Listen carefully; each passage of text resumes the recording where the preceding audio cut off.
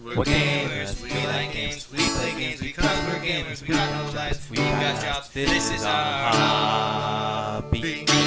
What? Hey, fucking everybody, Fep up here, and welcome to another Fett-ish Review. Yes, they are back, and we're doing a movie that's just came out on DVD pretty recently, and a movie I've tried reviewing for like 4 months now. Star Wars: The Last Jedi. Now, for all of my Fett-ish movie reviews, we have a simple rubric we follow. We judge the watchability, pacing, continuity, effects, characters, plot, originality, or how well it sticks to the source material, presentation style, and overall entertainment value. Each of these gets about a point, and oftentimes I'll arbitrarily donate, whether it be a half a point or whatever, and then I can give any bonus extra points at the end of this. But we'll begin. Now, as I like to do, I like to start off with a few positives, go into the negatives, and then end with something positive as well. So, let's start with the effects, which are fantastic. This was probably one of the best special effects and visual effects Star Wars ever, and that is saying a lot considering The Force Awakens and the original trilogy. While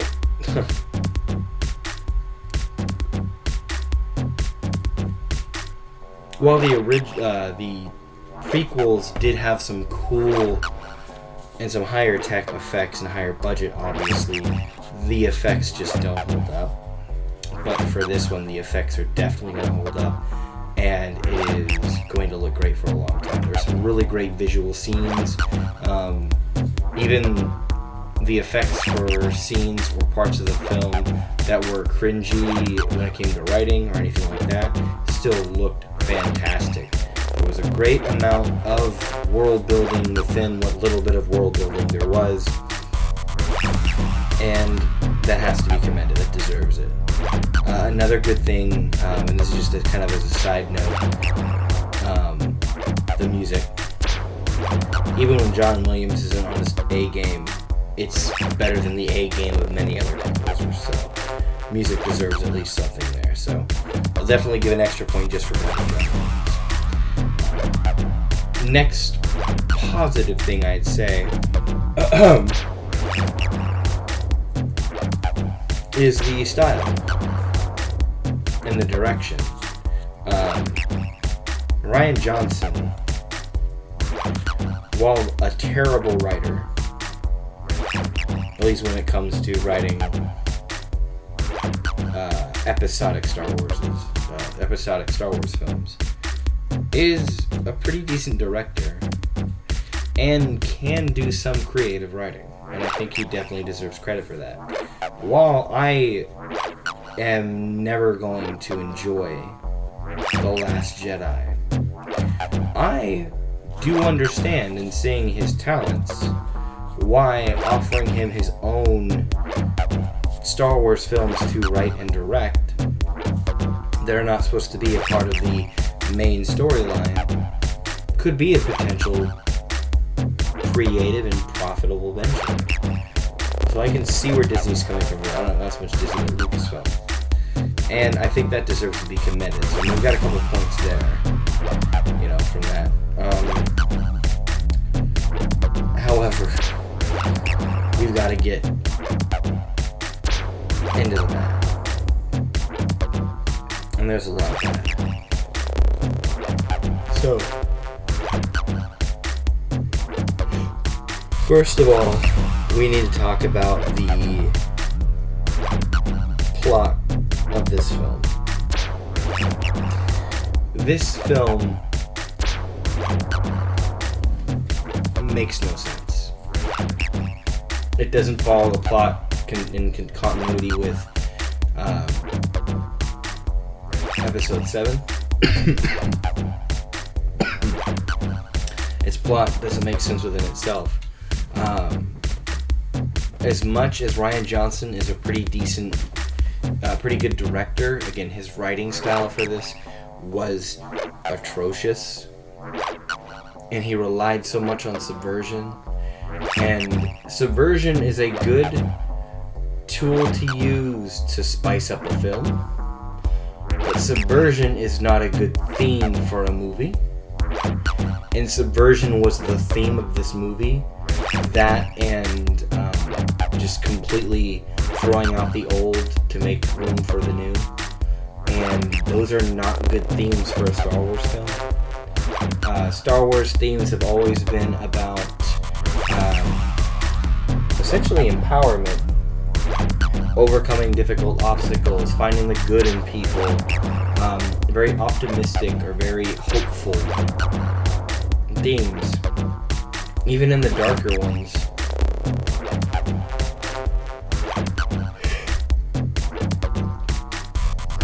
You know, there was the idea of pushing through difficult times to see a brighter day and to grow and to learn from your mistakes. And while there's definitely nothing wrong with showing a main character as being flawed, this movie didn't do a very good job of that. First, they didn't show their main character as being flawed, which is a common complaint of many fans of Star Wars, many people who see these movies. Rey is definitely not a relatable character. Kind of like, this kind of reminds me of your stereotypical, boring, faceless action, video game action hero. Almost doesn't even need lines, but gets everything they need, all the power-ups they need conveniently, and it's conveniently everywhere they need to be, and has no backstory, but just somehow is involved. There's not really any arc for Finn, who was my favorite character, but with what they did to Finn and made him kind of look dumb, it made no sense, and that's more of a continuity thing. And they destroyed his best character moment ever, which Rian Johnson wrote a great character moment, which, again, he has talents, but, and again, I don't know how much of this is him and how much of this is Kathleen Kennedy and Lucasfilm. But every time there was supposed to be a really good character moment, subversion was thrown in to like, oh, you think it's gonna, no, that's not gonna happen. And it's just not a very good way to write a movie. It doesn't keep us invested. It's just as bad as did the lead character die? Did the superhero die? Oh, no, they didn't die, they're back. It loses its value after the second or third time. And when you start using it as a one, you become like a one-trick pony with it, it kind of ruins the movie. And that's why people really don't like it. Nothing wrong with a good twist. But you can't write a movie around twists. Another thing, too, being Poe.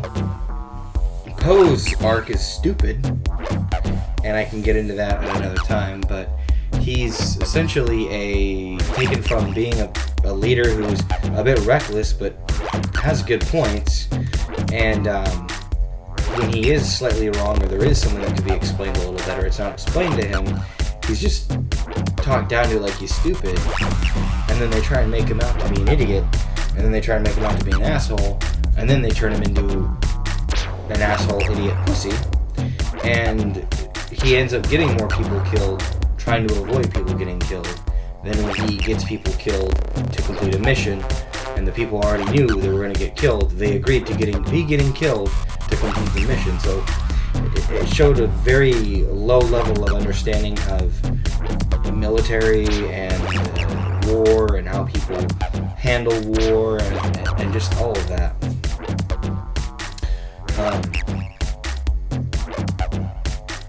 So I kind of covered the characters there too, and then the plot is just sad. The plot is essentially, this kind of bleeds in with originality as well. The plot is essentially bits and pieces of Empire Strikes Back and Return of the Jedi, the different scenes thrown together with a little bit of Rian Johnson's trying to push a somewhat like progressive agenda, and it just really doesn't work. plot is essentially the beginning, opening of Empire, with the middle of Empire, from Han Solo, Leia, and Chewie, and C-3PO, and them being chased, and the Luke training with Yoda on Dagobah, to the ending of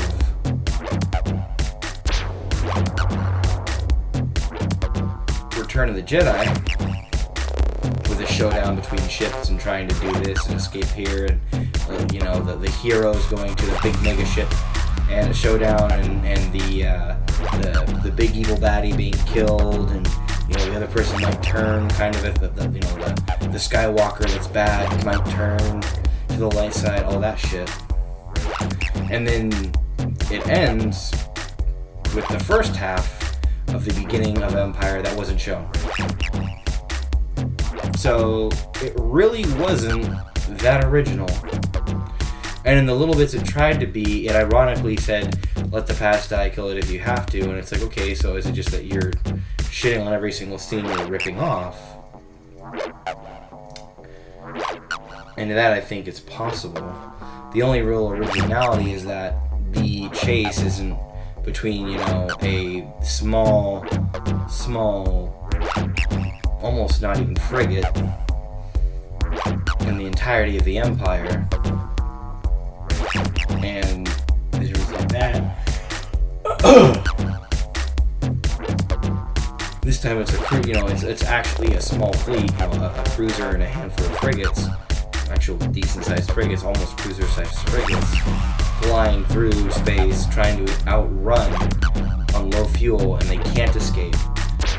And it's essentially the end of the rebellion. It's essentially, it has the same stakes as the end of Return of the Jedi, where all of the rebellion was there against the Death Star, and the Death Star was able to fight, and they couldn't really escape.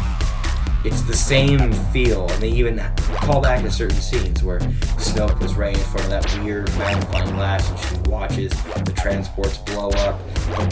All these different things are just callbacks. And they weren't that great, and they really served no real purpose other than being like, oh, look at that, oh. And the biggest thing is, this led to some pacing issues as well, where certain parts is really slow, certain parts it's way too fast. And then, of course, just some of the decisions they made. Going back to the characters, Luke and Leia were shadows of them for themselves. And it is hard for a Star Wars fan who grew up idolizing Luke, Leia, Han, to see them becoming shadows of them former selves. Han being some old, just half-witted grandpa. Leia being the scared, frail leader, with a question mark at the end, who's not really the wise or badass person she used to be. And Luke being this just grumpy, fucking super cynic. And it's just like, there's no real explanation for why, other than one half-ass scene that makes no sense, has no setup for why, and does that. And then, of course, one of the really big issues for me is continuity within this. The continuity is terrible. From minor things like ships falling in space as if they have gravity, to, which isn't something that's necessarily happened. While there have been scenes of ships falling, whenever they do quote-unquote fall, they're falling in the direction of a planet, and it makes sense. In this, ships fall as if they're flying above a planet constantly, even in deep space, and it makes no sense. Or they fall, and a planet's gravity would be pulling them a different direction, and instead they're falling straight down from their vertical axis, and it just makes no sense. There's little things like that to the space. First Leia, her surviving being shot out into space and not being killed by that alone. Her being able to force pull herself back in, that's fine, but also the fact that apparently space has no effect on pressurization. It's something they only showed one time, didn't show in the end, with the bombers. The bombers were stupid. Where are the Y-Wings? And then with Poe, Finn, and Rose and everyone opening the doors to have Leia pulled back in. None of that made sense. The continuity was terrible. Again, Leia using the Force is not something I would have any issue with, as a lot of fans actually would not have a problem with Leia using the Force. She's supposed to be a Force user in the expanded universe, not fucking Legends, don't call it that. It's the fucking expanded universe.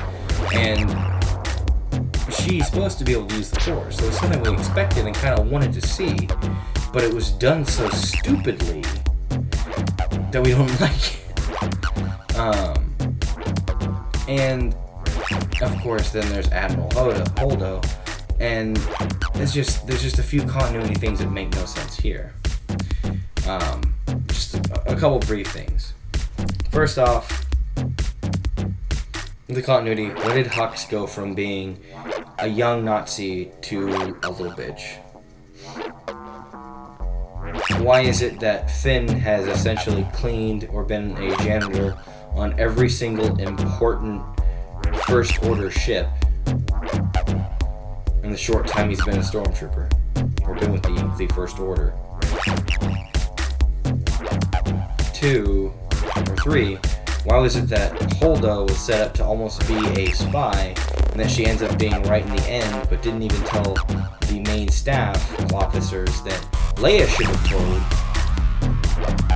which led to the stupid mutiny? Why did she not explain herself out during the mutiny? Why is it that there's a hyperdrive tracker, but that's never been used before? That's something that I'm pretty sure if the First Order would have had it during this time, the Empire would have had it. Like, I know it's a new technology, but it's kind of dumb. How is it that the Resistance is able to have a complete layout of the Supremacy, which is supposed to be a hidden ship that no one knew about for the First Order up until about like a week or two ago in the film's timeline, and now they have a complete layout with not only that but the actual tracker itself, and are able to find, like, how do they have all these contrivant, conveniences? It's beyond stupid. The continuity is just so broken. It's so much just dumb. And then other things that are continuity, like why did they show Luke's X-Wing and never have him leave the planet? Why did they do any of the callbacks and not ever have it resolved in anything? Why is it that Luke took Kylo Ren to train, had his green lightsaber, and Kylo Ren apparently had a blue lightsaber that looked like Anakin's, which would have made sense if he was able to have it? What happened to that blue lightsaber Kylo Ren had? Why is it that Luke, when he projected himself to fight Kylo Ren, why did he use the blue lightsaber? Why did Kylo Ren not notice? There's so much stupid and dumb continuity things that just really irk me and just break me watching the movie. And this is something that's happened to me since I was about a teenager, where movies can just stop dead for me if it takes me out and I just have to think about something like that. And it makes me question the logic and question how it works and why. And if your movie is full of that and it sounds a lot like a fan fiction, then you've kind of got a problem. And again, it looked great, but Rian Johnson's not a great writer, and he needs to work on that. This also really ruined the watchability for me, because I couldn't watch it, I couldn't watch a movie with such bad characters, bad writing, because while the action was okay, there wasn't a whole lot of action throughout. The action was in the very beginning and the very end, and a little bit here or there in the middle, depending on what was going on. So with a movie that wasn't very action heavy, the writing needed to be superb, the characters needed to be great, there needed to be a lot more fleshed out, a lot more that made sense and was easy to follow. And when I mean easy to follow, I don't mean simple and stupid, I mean makes logical fucking sense. And when you can't do that, it's clear that Rian Johnson just hasn't perfected the art of writing a good character and story-driven movie yet. He can do a great action movie, and I think he should definitely get involved in action thrillers and work on honing twists and stuff like that. Great, get into that, Ryan. But when it comes to that, you have a lot of work to do on writing.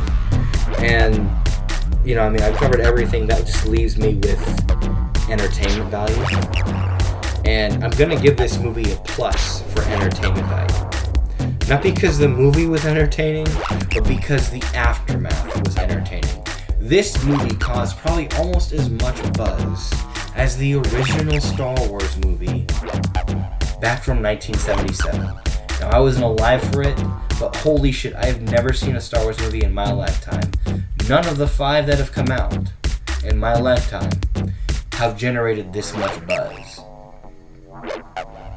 And I definitely would imagine that this is similar to the kind of buzz that came out around the original one. But instead of it being so split, back then it was fairly universal love. So, with all of that, it's time to give my final record. Obviously, with watchability, we had no points. Pacing, no points. Continuity, no points. Effects was a point. Characters, no points. Plot, no points. Originality and the source material, I'll give half a point. Presentation, 1 point. Style, 1 point. And entertainment value, 1 point. Plus the 1 extra for it being a Star Wars movie with John Williams music. That gives us 1, 2, 3, 4 and a half, 5 and a half out of 10. And that's the score. What do you think? Do you think I'm wrong? Do you think I'm right? Could I have been easier or harsher? What do you think might have been better with this? There are plenty of gripes I have with this movie. And there are definitely some praises that can be said, especially when it comes to the technical talents of those who worked on this film, as well as some of the technical directorial talents of Rian Johnson. He's great at directing. His director of photography and the effects team were great. Mark Hamill, even in the stupid Luke story, the Luke character he was given for this one, did an amazing job. So when it comes to the technicalities, it was great. It was just great with that. And that's why presentation gets that one there. Everyone did obviously work hard on this. And it pains me to see that there was some hard work put into it on the production side. And there was there's always care from Mark Hamill. And to know this was the last Star Wars movie I'm going to see Princess Leia in. And just to feel this way towards Star Wars is definitely heartbreaking. However, it's the truth. And to be honest, I don't think I'm going to see Episode 9 in theaters. And I've never missed seeing a Star Wars movie in theaters. So anyway, thank you so much for watching. Make sure to check the description down below for links to other videos, other reviews, other gaming stuff, other YouTubers. Give them a look. Of course, if you're going to check out their channels and give them subscription, make sure to give me one before you go. I always appreciate that support. Now, if you want to give me some extra support, my Patreon will also be linked. And that does help. It helps me with getting some equipment, like my better keyboard that I use for gaming and production and typing, as well as helping to, pay some basic things like my Adobe license and the like that. It does help and make a difference just to kind of make this fun hobby a little bit easier. And who knows, it may turn into something more. But I'm glad to kind of finally get this review done. I'm glad to get it out of the way. It's something I've worked really hard. I've recorded 100 times and always deleted. And this one's going to actually go out there. And I'm glad to finally have this out of the way.